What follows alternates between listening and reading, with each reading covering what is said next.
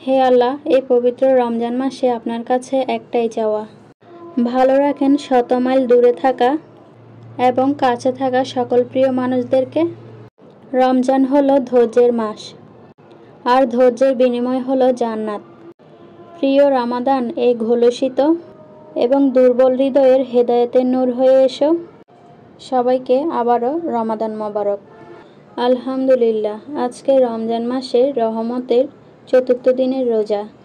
তো বরাবরের মতো পরিবারের সবাই মিলে ইফতার করতে বসে গেলাম। আমাদের মধ্যবিত্ত পরিবারে আমরা যেভাবে ইফতার করে থাকি, ছোট্ট একটা ভিডিও আকারে আপনাদের সাথে শেয়ার করব। হ্যালো সবাইকে, আসসালামু আলাইকুম। কেমন আছেন সবাই? আই হোপ আল্লাহর রহমতে সবাই অনেক ভালো আছেন। আলহামদুলিল্লাহ, আমিও আপনাদের দোয়াই ও ভালোবাসাই এই তো আলহামদুলিল্লাহ ভালো আছি। ইফতারের সময় প্রায় হয়ে এসেছে, তো সবাই মিলে বসে পড়লাম। এখানে আমার হাজব্যান্ড বরাবরের মতো তার কাজগুলোই করতেছে। প্রতিবারের মতো সে নিজের হাতে ইফতার মাখাচ্ছে। পরিবারের সবাই তার হাতের ইফতার মাখা খেতে খুবই পছন্দ করে, তাই এবারও সে ইফতার মাখানোর জন্য বসে গিয়েছে। প্রতিবার বরাবরের মতো সেই করে থাকে এই কাজটা। আর এইদিকে ভাজা পড়ার দায়িত্বে আমি আর আমার শাশুড়ি মা। এইদিকে বাবা সোনাটাও বসে পড়েছে তার বাবার সাথে। সে একটি বাটি নিয়ে বসে পড়েছে, তাকে আলাদা দেওয়ার জন্য বলতেছে। এইদিকে বড় বাবা সোনাও বসে পড়েছে, সে তো বলতেছে সবার সাথে খাবে। আর এদিক দিয়ে আমি শরবতগুলো ঢেলে নিতেছি।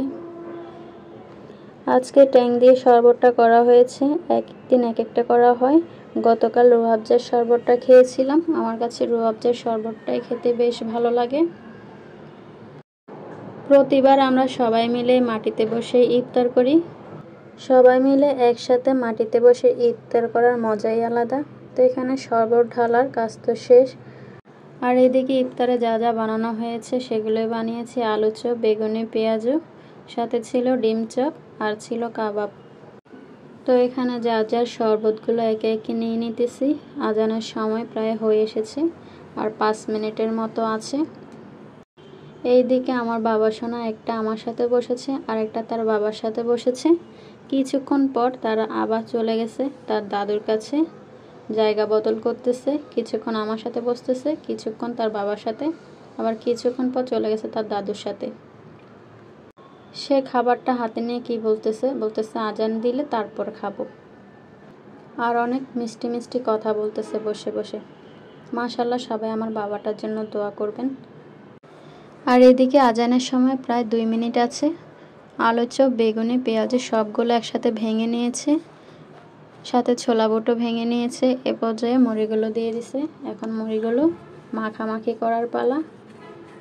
এইদিকে সবাই বসে আজানের জন্য ওয়েট করতেছে। ইফতারের আগ মুহূর্তে আজানের জন্য অপেক্ষা করা আর ইফতার সামনে নিয়ে বসে থাকা খুবই সওয়াব। সেজন্য আমরা সবাই প্রতিবারের মতো এইভাবে বসে অপেক্ষা করি। আর এদিকে আমার হাজব্যান্ড বসে ইফতারগুলো মাখায়। এদিকে আমার বাবা সোনাগুলোও বসে আছে আর বলতেছে কখন আজান দিবে, এই আর কি। এইদিকে মুড়িগুলো মাখামাখি শুরু হয়ে গেছে।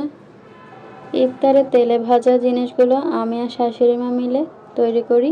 আর এদিকে ইফতারের মাখামাখি কাজ প্রতিবারের মতো আমার হাজব্যান্ডই করে।